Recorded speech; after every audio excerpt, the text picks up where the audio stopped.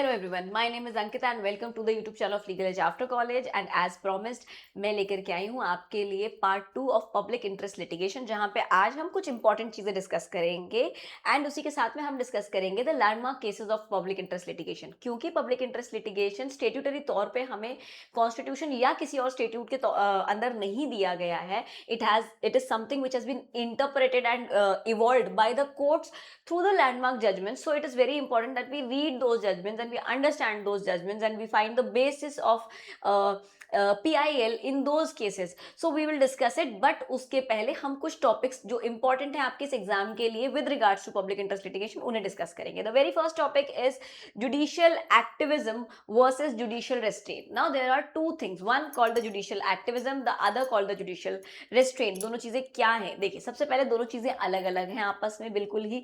Judicial activism basically mean करता है proactiveness of court. When the courts get proactive while doing their work and while going beyond a certain limit and going out of the box to deliver justice, that can be said as judicial activism. On the other hand, judicial restraint is a self-controlled court, यानी कि जब court अपने आप को नियंत्रित रखता है, अपने को कंट्रोल करता है, so that वो आउट ऑफ बॉक्स जाने के चक्कर में बेसिकली अपना कार्य जो उसका जुरिस्डिक्शन है या जो उसका आप कह सकते हैं डोमेन है, जो उसका वर्क डोमेन है, उसको ब्रीच करके उसको अल्ट्रा वायर्स ना चला जाए उसके। So that is the controlled approach of the courts is called judicial restraint, and the liberated approach of the courts in order to deliver justice is basically called judicial activism. Both are about how far the judges should go while deciding a case. दोनों ही चीजें बहुत important हैं क्योंकि ये हमें इस चीज को समझाती हैं एंड हमारे कोर्ट्स को ये बात समझाती हैं कि किस हद तक हमारे जजेस जस्टिस देने के लिए जा सकते हैं केसेस को डिसाइड करते समय। Now starting with judicial activism, let us first see what is judicial activism, then will come to judicial restraint as well. The court takes an active, creative and expansive role in protecting rights, ensuring justice even if the law is silent or the executive has failed. So whenever the executive fails or the law is silent about a certain thing, the courts come into action and they interpret the laws or they interpret the duties of the executives in such a manner that justice can be delivered. So basically they proactively work in order to cater justice. They proactively and creatively interpret the laws. So ये चीज क्या है? Judicial activism है आपकी इन अ वे। Then coming on to the next thing, features of judicial activism. Features of judicial activism क्या है? आपकी broad interpretation of the constitution, क्योंकि हमारे देश में कोई भी लीगल राइट अपना बेसिस या अपना जेनेसिस आपके इंडियन कॉन्स्टिट्यूशन से डिराइव किए बिना आ ही नहीं सकता है। इसीलिए it's very important that we broadly interpret the constitution so that we can give the particular legal law legal right a basis for its existence. Then expansion of the fundamental rights, again fundamental rights because they are very important and they become primarily a source of most of our legal rights. Then the PILs are entertained under the judicial activism guidelines issued where law is absent. जहाँ पे भी law नहीं होता है वहाँ guideline issue करी जाती है। आगे हम एक केस लॉ डिस्कस करेंगे जिसके माध्यम से you will be able to understand it better. Directions to the executive authorities, social justice focus is made.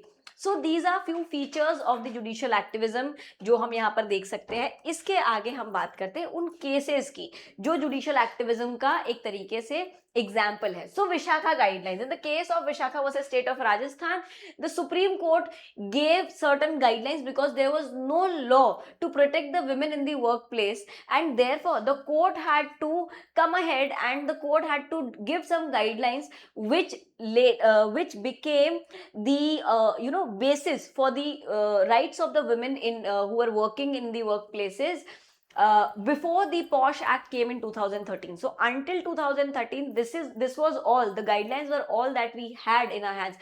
1997 से लेकर के 2013 तक all we had were the guidelines that were given by the Supreme Court while it was exercising judicial activism.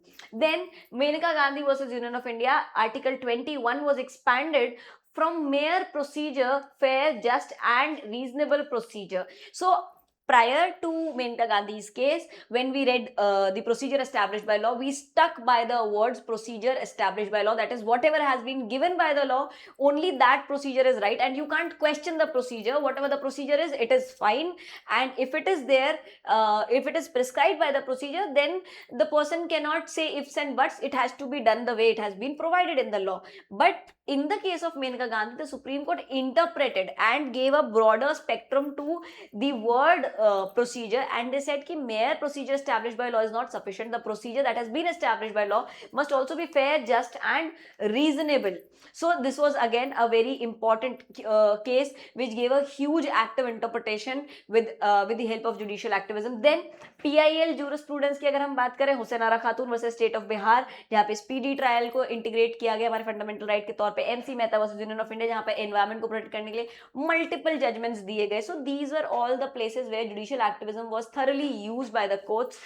Then let us see about what is judicial restraint. Judicial restraint basically means the court deliberately limits its own power and avoids entering policy making or legislative domains unless clearly necessary. The features of judicial restraint are strict interpretation, respect for precedents, deference to legislature, narrow judgments, minimal interference, and separation of power as its priority. So judicial restraint का एक बहुत simple साधारण सा मतलब है, which is that the judiciary will not enter the domain of the legislature.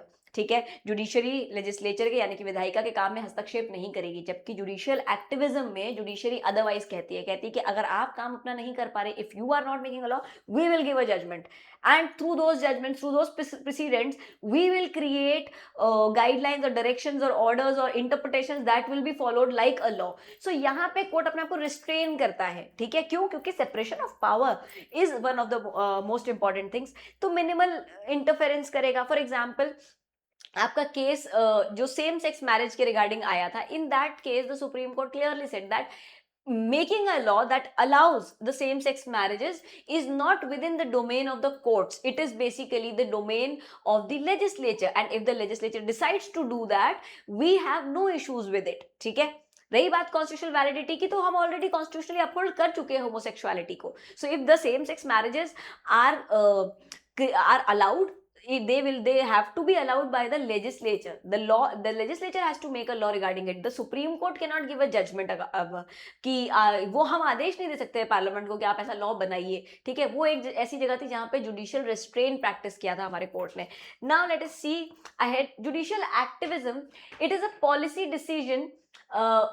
If the policy decision is purely administrative, courts may say we cannot decide the policy wisdom unless it is unconstitutional.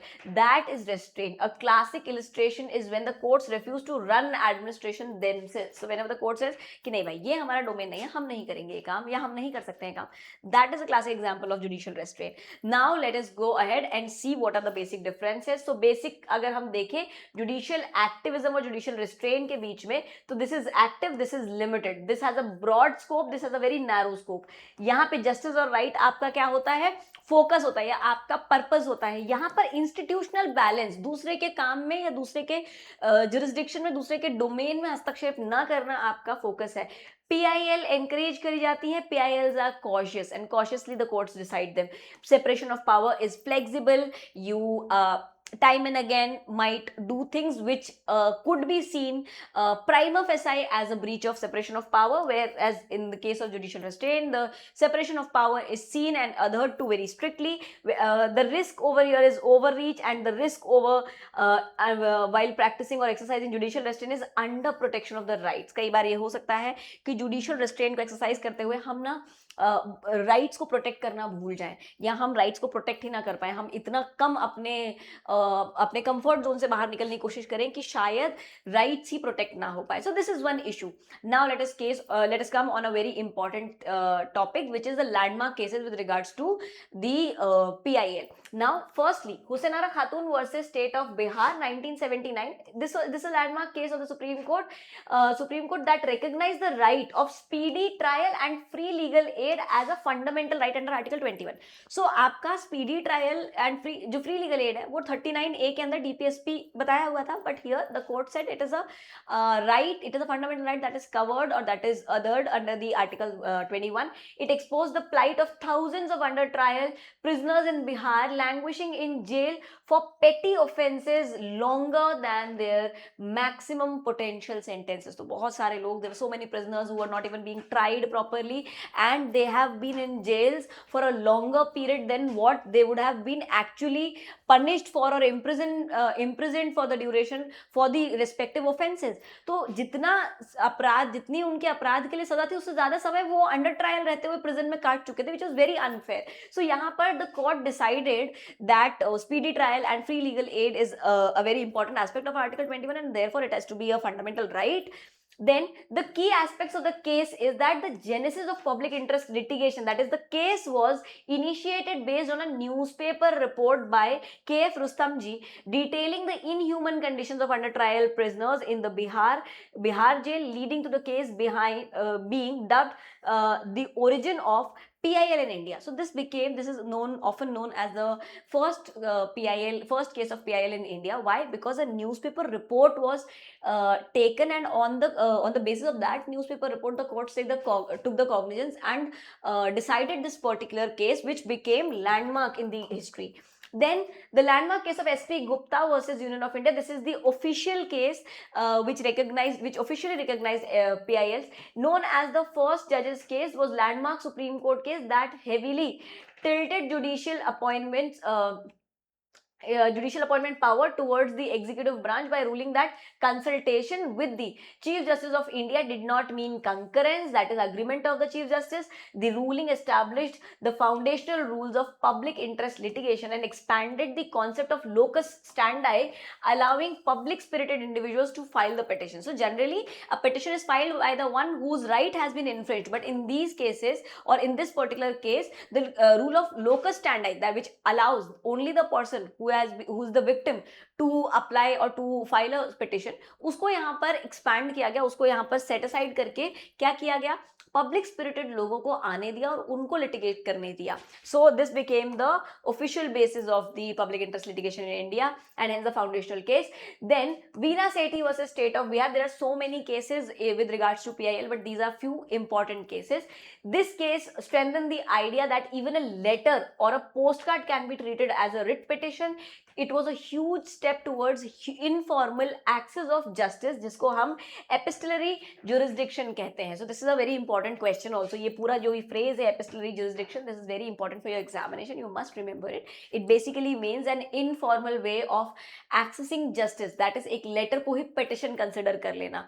ठीक है. So this is all that I would like to tell you about PIL, and I think इसके साथ में आपके PIL के जो 4 number हैं वो definitely cover हो जाने वाले हैं. There are few more cases with regards to PIL. MC Mehta versus Union of India. Then there is Bandhwa Mukti Morcha. There's so many cases. All you can do is just have a list of them and read the names. Just that. You don't have to go into the depth of the case and facts and issues, etc. Just have an idea about the cases which came in as PILs, and I think that would be sufficient to cover the 4 marks that have been allocated by the Bar Council of India for your examination. Bye everyone. Make your day great. Best of luck.